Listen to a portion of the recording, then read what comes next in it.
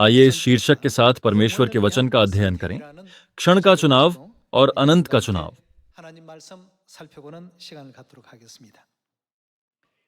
इस दुनिया में बहुत से लोग ऐसी चिंता करते हुए जी रहे हैं,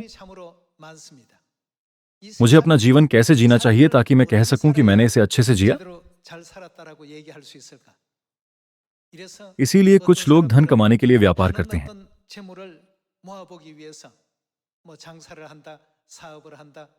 वे धन पाने के लिए कड़ी मेहनत और कई तरीके आजमाते हैं।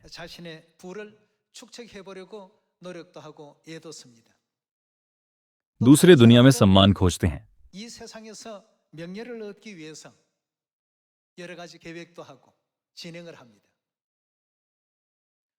भले ही हम इस दुनिया में कितना भी कुछ हासिल कर लें, लेकिन इस पृथ्वी पर हमारा जीवन अस्थायी है, केवल 70 से 80 साल तक ही है। यह हमारा निष्कर्ष है। हालांकि बाइबल हमें सिखाती है कि स्वर्ग अनंत है। परमेश्वर हमसे कहते हैं कि हमारे पास अनंत समय होगा जो इस दुनिया की सीमाओं से परे होगा। इसीलिए हमें पूछना चाहिए, क्या हमें क्षण भर के लिए जीना चाहिए या हमें अनंत बातों को चुनना चाहिए?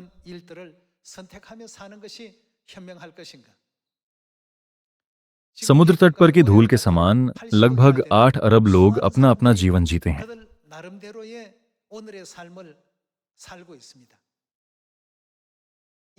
यह जीवन दुनिया के हर व्यक्ति को एक समान दिया गया है। परमेश्वर हर किसी को किसी भी देश या क्षेत्र में 24 घंटे ही देते हैं।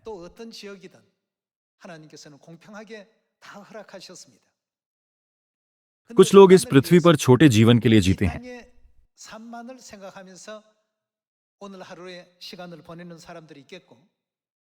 पर हम परमेश्वर के अनंत राज्य की तैयारी करते हैं।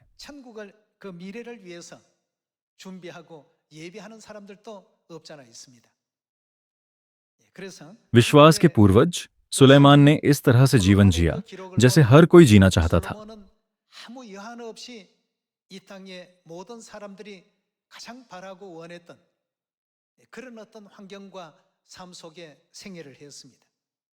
वह एक राजा था। उसने अपनी आंखों की छाई हुई कोई भी वस्तु नहीं छोड़ी और शक्ति, धन और प्रसिद्धि सहित वह सब कुछ प्राप्त किया जो वह चाहता था।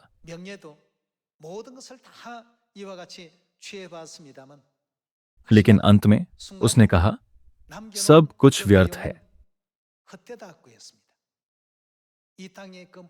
उसे तब यह समझ नहीं आया, लेकिन जब उसने पीछे मुड़कर देखा, उसने सोचा, मैंने ऐसा क्यों किया?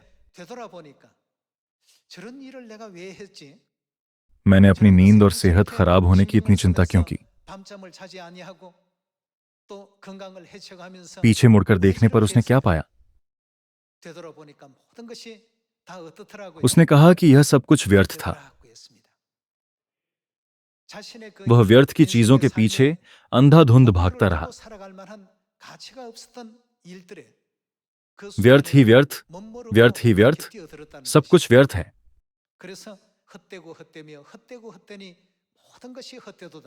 यह सुलेमान के लिखे सबोपदेशक की शुरुआत थी।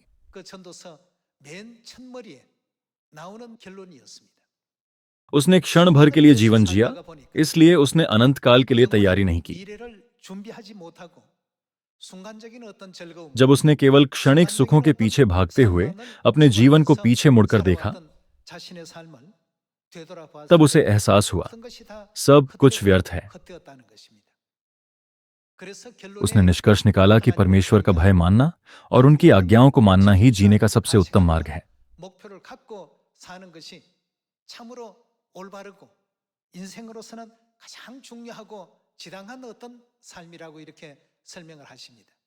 इसे देखकर आइए हम खुद से पूछें, हम क्षण भर के लिए जिएंगे या अनंत काल के लिए?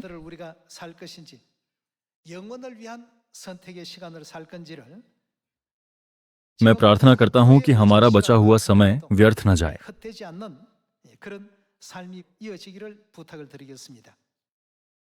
आइए सभोपदेशक अध्याय 1 खोलें।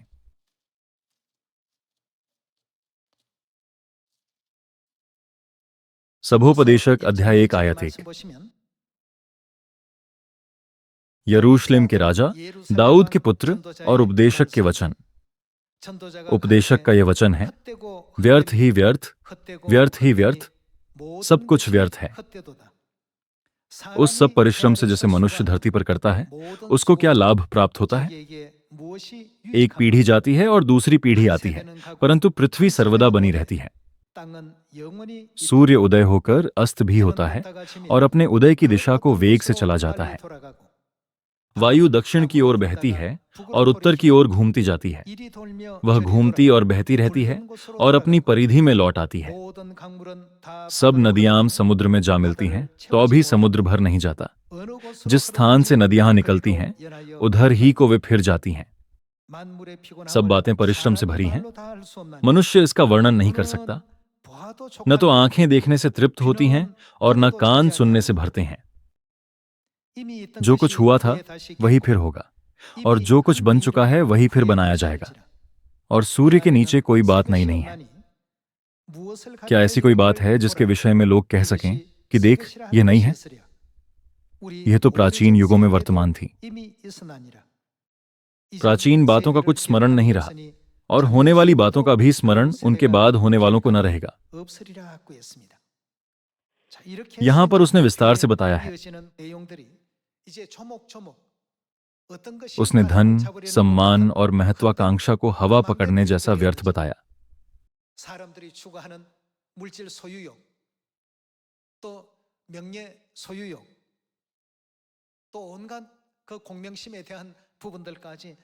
उसे कोई वास्तविक लाभ नहीं मिला।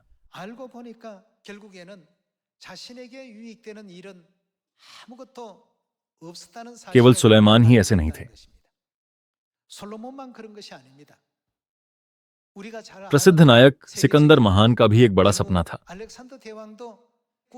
उसने दुनिया जीतने का सपना देखा, पर 33 की उम्र में उसकी मृत्यु हो गई। उसकी अंतिम इच्छा थी, मेरा हाथ ताबूत से बाहर रहे, ताकि लोग देखें कि मैं खाली हाथ जा रहा हूं। हर बच्चा मुट्ठी बांधकर पैदा होता है। वे सब कुछ पाने, दुनिया पर अधिकार की चाहत से पैदा होते हैं।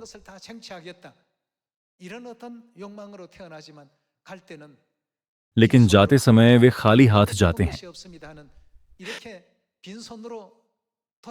इसी सच्चाई को दिखाने के लिए कि हम दुनिया से खाली हाथ जाते हैं, उसने आज्ञा दी, मेरा एक हाथ ताबूत से बाहर रहने दो। यह बात पृथ्वी पर हमारे जीवन के लिए भी सत्य है। हमें लगता है कि यह व्यवसाय बहुत लाभ लाएगा और वह काम बड़ी सफलताएं दिलाएगा,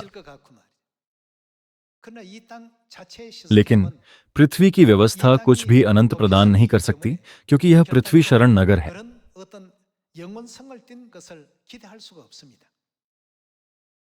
पृथ्वी एक अस्थायी स्थान है। इसीलिए कई दार्शनिक, ज्ञानी पुरुष और बाइबल भी यही बात कहते हैं।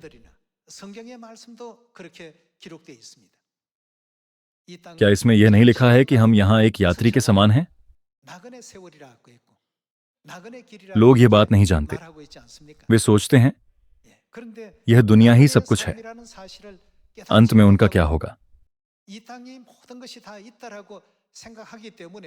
वे बस इतना ही कह सकते हैं, यह सब व्यर्थ है, जीवन में कुछ नहीं बचता।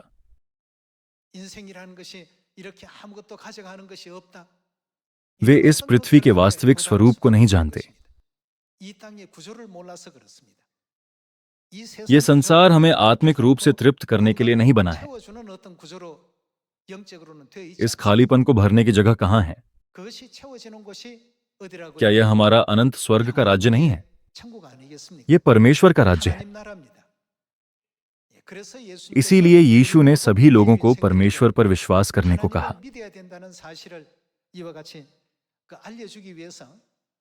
वह मनुष्य के रूप में इस पृथ्वी पर आए और हमारे पापों के लिए क्रूस पर चढ़ाए गए। बाइबल हमें यही बताती है।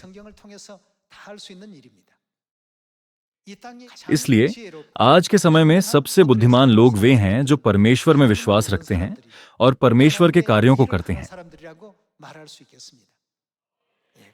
हालांकि सुलेमान को ज्ञान का राजा कहा जाता था, लेकिन उसके जीवन का अंत एक ही उत्तर के साथ हुआ।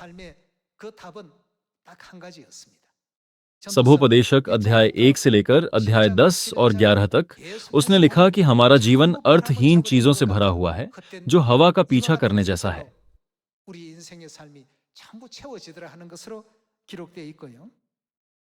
आइए अध्याय 12 पर जाएं।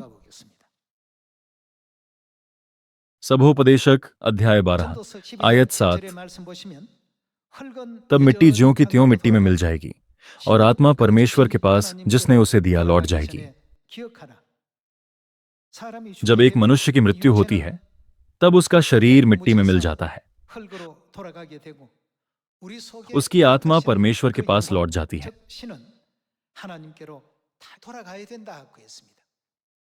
इसीलिए हमारी आत्मा ही हमारे जीवन का मूल है ना? आत्मा शरीर में रहती है, लेकिन जब हमारी मृत्यु हो जाती है तब आत्मा और शरीर अलग हो जाते हैं। शरीर मिट्टी में मिल जाता है, हमारी आत्मा परमेश्वर के अनंत राज्य में चली जाती है। तब यह तय होता है क्या हम स्वर्ग जाएंगे या नरक में हमेशा के लिए दंडित होंगे। बाइबल कहती है कि तभी हमारा भविष्य निर्धारित होता है। यह सभोपदेशक में सुलेमान का निष्कर्ष है। आइए आयत 8 देखें। उपदेशक कहता है, वह क्या कहता है? सब व्यर्थ ही व्यर्थ, सब कुछ व्यर्थ है। अब इसे पढ़कर आपको लग सकता है कि बाइबल बहुत दुखद और निराशाजनक है, लेकिन ऐसा नहीं है।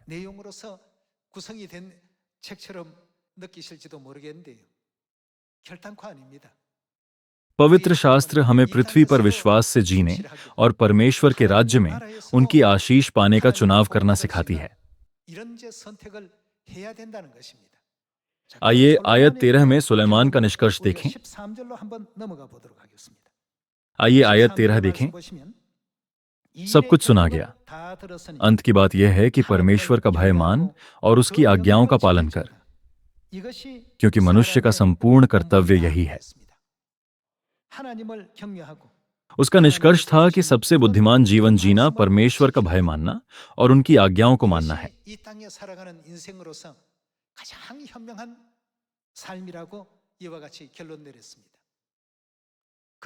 अंत में अन्य चीजों का क्या होगा, जैसे ज्ञान, प्रसिद्धि, धन या स्नेह की चाहत? राजा सुलेमान ने कहा, मुझे जान पड़ा कि यह भी वायु को पकड़ना है। सीधे शब्दों में कहें तो कुछ भी नहीं बचता और कुछ भी हासिल नहीं होता।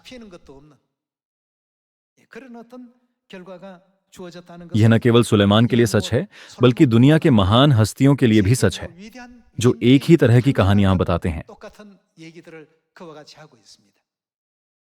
क्या यह बात सिर्फ महान लोगों पर ही लागू होती है? सामान्य लोगों के लिए भी यही बात लागू होती है। सामान्य लोग भी कहते हैं, जवानी में मैं बहुत काबिल था, पर जैसे जैसे मैं बूढ़ा हुआ, दोस्त, पड़ोसी सब मुझे छोड़कर चले गए या गुजर गए।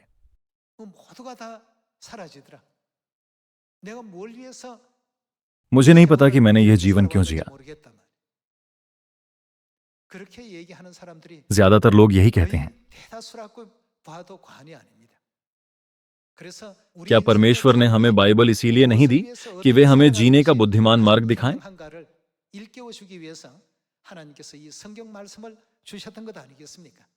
सभोपदेशक की पुस्तक अध्याय 12 में सुलेमान ने कहा, सब कुछ सुना गया। अंत की बात यह है कि परमेश्वर का भय मान और उसकी आज्ञाओं का पालन कर। उसने कहा कि यह हमारे जीवन को जीने का सबसे धर्मी तरीका है। उसने हर संभव प्रयास किया, वह राजा था, उसकी कई पत्नियां और उपपत्नियां थीं, लेकिन सब व्यर्थ था। सुलेमान के पास अपार धन दौलत थी। हालांकि उसकी अपार दौलत, ज्ञान और सम्मान सब व्यर्थ थे।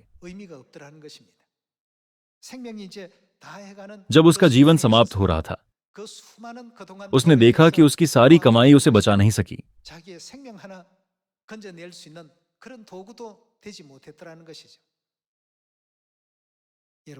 सभी लोगों, हमें अपने जीवन को सही रूप से जीना चाहिए और बाइबल की शिक्षाओं को अनदेखा न करें। हमें लगन से परमेश्वर का कार्य करना चाहिए।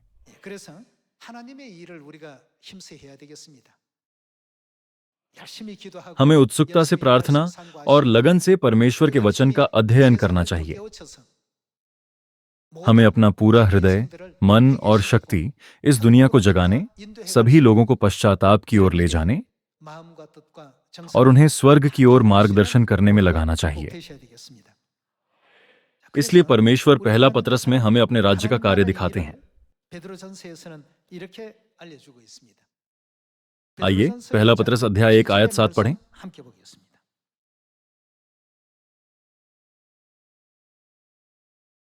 पहली पतरस अध्याय 1 आयत 7।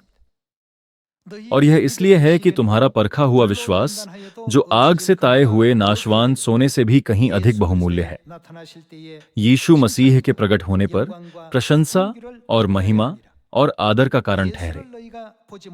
उससे तुम बिन देखे प्रेम रखते हो और अब तो उस पर बिन देखे भी विश्वास करके ऐसे आनंदित और मग्न होते हो, जो वर्णन से बाहर और महिमा से भरा हुआ है।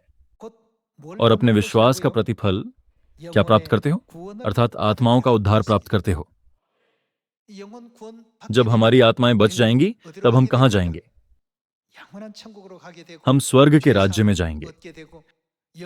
हमें पापों की क्षमा मिलेगी और हम अनंत राज्य में प्रवेश करेंगे। क्या हम परमेश्वर के साथ नहीं रहेंगे और सदा के लिए उनकी आशीष का आनंद नहीं उठाएंगे? पहली कुरिन्थियों अध्याय 2 में प्रेरित इस प्रकार वर्णन करते हैं। आइए अब पहली कुरिन्थियों अध्याय 2 पर जाएं।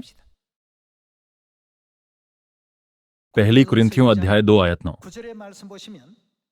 परंतु जैसा लिखा है, जो बातें आंख ने नहीं देखी और कान ने नहीं सुनी और जो बातें मनुष्य के चित्त में नहीं चढ़ी, वे ही हैं जो परमेश्वर ने अपने प्रेम रखने वालों के लिए तैयार की हैं। पहली कुरिन्थियों अध्याय 2 हमें बताता है कि स्वर्ग जिसे परमेश्वर ने जो उनसे प्रेम करते हैं उनके के लिए तैयार किया, वह कल्पना से परे है।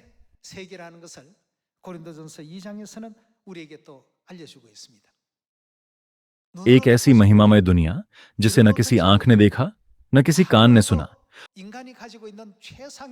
और जो किसी मनुष्य के मन में नहीं आई। परमेश्वर हमें दिखाते हैं कि वे हमारे लिए ऐसी ही दुनिया तैयार कर रहे हैं।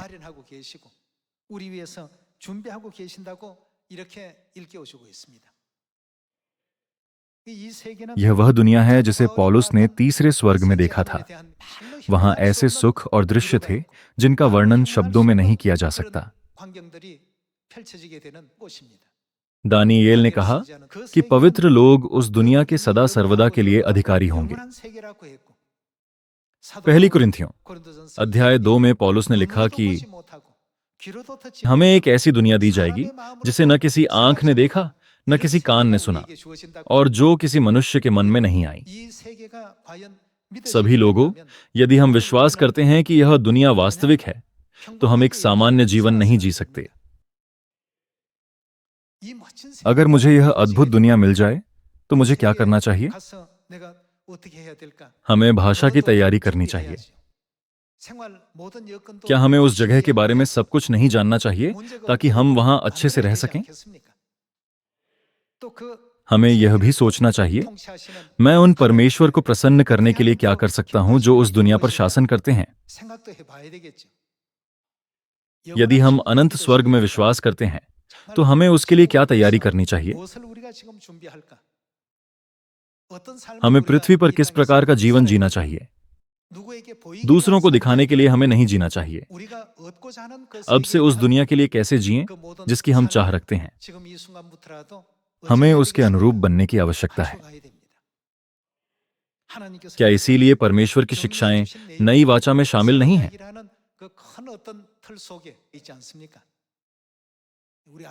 हम सबत का दिन और वार्षिक पर्व मनाते हैं। साथ ही परमेश्वर के ये सभी वचन हमें सिय्योन में भले काम करने और संसार की ज्योति और नमक बनने के लिए बुलाते हैं। ये सभी चीजें स्वर्ग के राज्य के लिए तैयारियां हैं।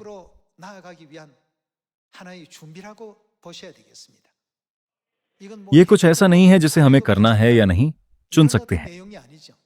यह ऐसा है कि हम सभी को यह निष्ठा से करना चाहिए। हम स्वर्ग के राज्य में विश्वास करते हैं। पहली कुरिन्थियों अध्याय 2 कहता है कि हमें एक ऐसी दुनिया मिलेगी जिसे किसी ने न देखा, न सुना, न सोचा है। हम परमेश्वर की इस प्रतिज्ञा पर विश्वास करते हैं। तो फिर हमें सोचना चाहिए कि उस दुनिया के लिए हम कैसे जिएं। एक यात्री का जीवन कैसा होता है? एक स्थान पर रहने वाले व्यक्ति का जीवन एक यात्री के जीवन से अलग होता है। एक स्थान पर रहने वाला व्यक्ति घर के वॉलपेपर के खराब या दागदार होने पर शिकायत करते हैं। वे शिकायत करते हैं और उसे सुधारने की कोशिश करते हैं, लेकिन यात्रियों का क्या?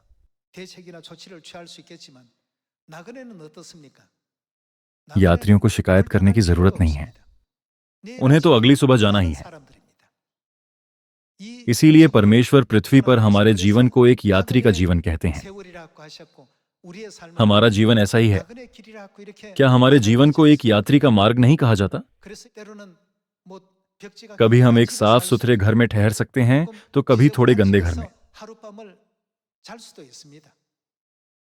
यदि कमरा थोड़ा गंदा हो तो भी यात्री को शिकायत करने की जरूरत नहीं है,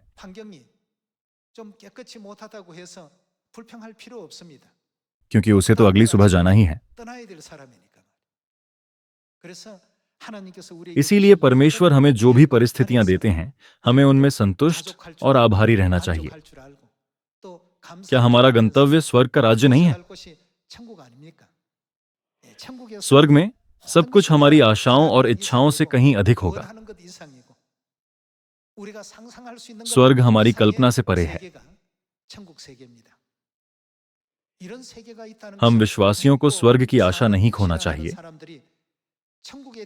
और न ही क्षणिक सांसारिक चीजों से बंधकर कष्ट उठाना चाहिए।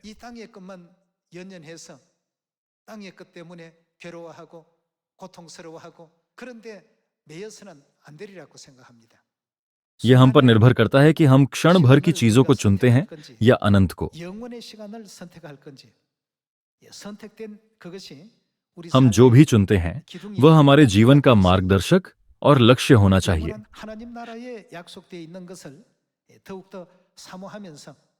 हमें परमेश्वर के अनंत राज्य की लालसा में स्वर्ग के प्रतिफल के लिए जीना चाहिए।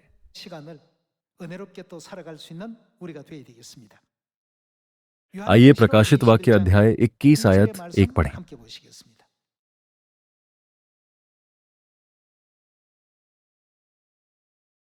प्रकाशित वाक्य अध्याय 21 आयत 1। फिर मैंने नए आकाश और नई पृथ्वी को देखा, क्योंकि पहला आकाश और पहली पृथ्वी जाती रही थी और समुद्र भी न रहा। नया स्वर्ग और नई पृथ्वी का अर्थ है परमेश्वर द्वारा तैयार किया महिमामय स्वर्ग। वहां क्या होगा यह देखने के लिए आइए आयत 4 पढ़ें। आइए आयत 4 पढ़ें। वह उनकी आंखों से सब आंसू पोंछ डालेगा और इसके बाद क्या नहीं रहेगी? मृत्यु न रहेगी।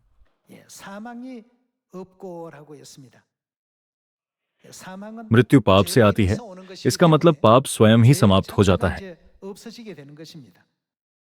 दूसरे शब्दों में अब और मृत्यु नहीं का अर्थ है अनंत जीवन है।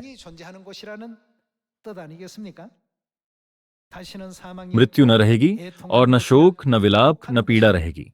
पहली बातें जाती रहीं।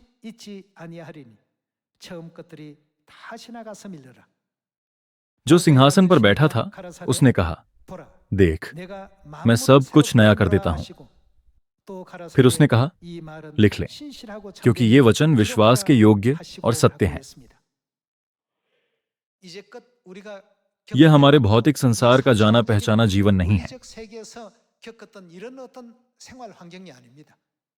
परमेश्वर कहते हैं, वे नया स्वर्ग तैयार कर हमारी प्रतीक्षा कर रहे हैं।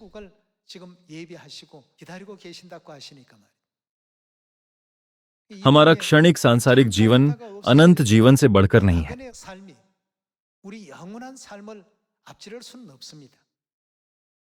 उदाहरण के लिए, अगर आपको कोरिया के बजाय हमेशा के लिए अमेरिका में रहने का मौका मिले,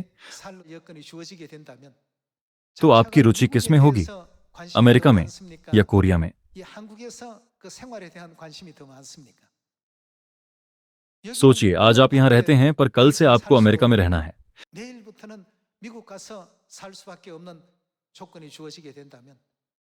आप वहां की भाषा, कानून और लोगों की पसंद नापसंद सीखेंगे।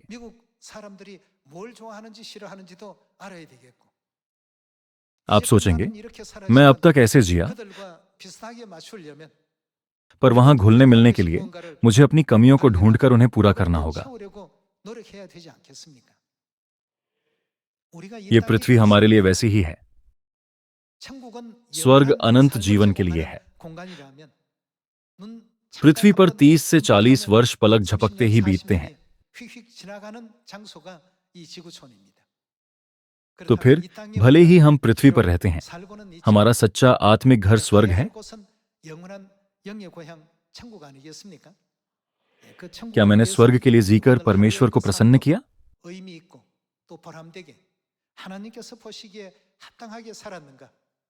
क्या मैंने सही से जीवन जिया? क्या मैंने परमेश्वर की महिमा की? आइए फिर से सोचें, मैं अभी के लिए चुन रहा हूं या अनंत काल के लिए?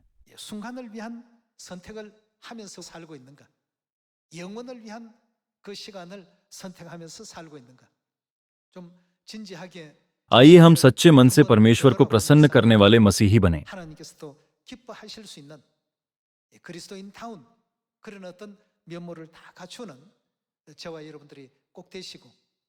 मैं आप सबसे आग्रह करता हूं कि इस अंधकारमय संसार में आशा लाएं और दूसरों को स्वर्ग की आशा दें।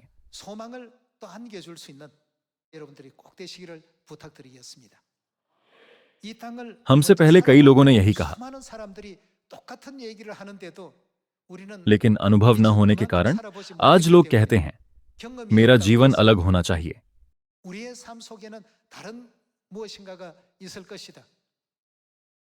इतिहास में कई दार्शनिक, वैज्ञानिक, नायक और राजा महाराजा हुए हैं।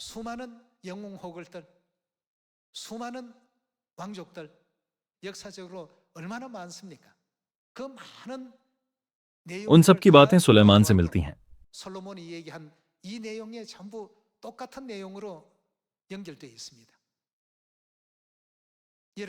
आप हाल के महान नायक नेपोलियन को जानते हैं?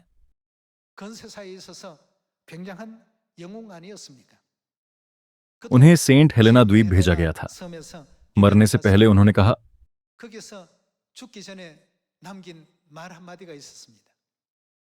यीशु असफल लगे, पर अब वे दुनिया पर राज करते हैं। मैं सफल लगा, पर इस छोटे द्वीप पर अकेला मर रहा हूं।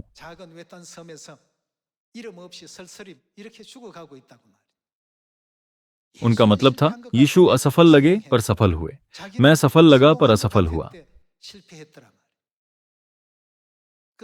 इस पर मनन करते हुए मैं निवेदन करता हूं कि हम मसीह के सफल जीवन का अनुसरण करें।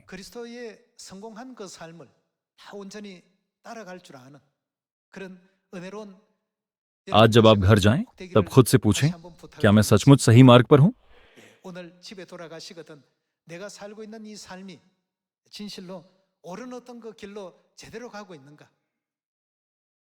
भले ही मैं चर्च में हूं, क्या मेरा मन अब भी दुनिया में है? क्या मैं बहुत सांसारिक हूं? परमेश्वर के चाहे गुणों से हीन। मैं चाहता हूं कि आप समय निकालकर अपने मन को जांचें और परखें।